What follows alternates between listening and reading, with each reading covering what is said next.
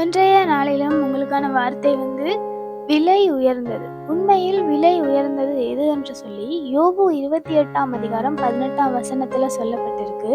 பவளத்தையும் ஸ்படிகத்தையும் அதோடே ஒப்பிட்டு பேசலாகாது. முத்துக்களை பார்க்கிலும் ஞானத்தின் விலை உயர்ந்தது.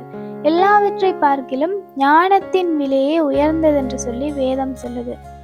பொன், பளிங்கு, ஏனைய பசும் பொன் ஆபரணங்களை பார்க்கிலும் ஞானமே விலை உயர்வானது என்று சொல்லி வேதம் சொல்லுது. ஞானம் என்றது பரத்திலிருந்து இறங்கி வாரதான ஒரு விஷயம். தேவனிடத்திலிருந்து எங்களுக்கு கிடைக்கிறது தான் ஞானம்.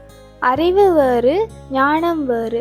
அறிவு உலகத்திலிருந்து நாங்கள் பெற்றுக்கொள்ளுகிற விஷயங்கள் தான் அறிவு. ஆனால் ஞானம் தேவனிடத்திலிருந்து தான் வரணும்.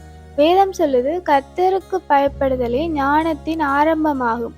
நாங்கள் ஞானத்தை பெற்றுக்கொள்ள வேணுமா இருந்தால் முதலில் கர்த்தருக்கு பயந்தவர்களாக இருக்கணும். சாலமோன் ராஜா ஞானத்தில் சிறந்து விளங்கின ஒரு ராஜாவாக இருக்கிறார். தேவனிடத்தில் அவர் வேறு எந்த ஒரு ஆசீர்வாதங்களையும் பெறாமல் ஞானத்தை கேட்டு பெற்றுக்கொண்டார்.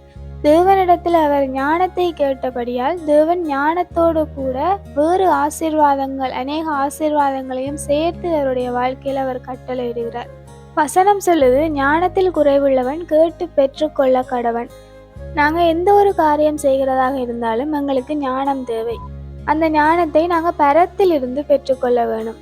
தாழ்மையும் கர்த்தருக்கு பயப்படுகிறதான பயமுமே எங்களுக்கு மேன்மையாகவும் ஐஸ்வர்யமாகவும் காணப்படும். கர்த்தருக்கு பயப்படுகிற பயம்தான் ஞானத்தின் ஆரம்பமாக இருக்கிறபடியா நாங்கள் தேவனுக்கு பயந்து நடந்து ஞானத்தை தேவனிடத்துல கேட்கிற பொழுது தேவன் எங்களுக்கு பரத்திலிருந்து அதை கட்டவிழ்த்து விடுவார்.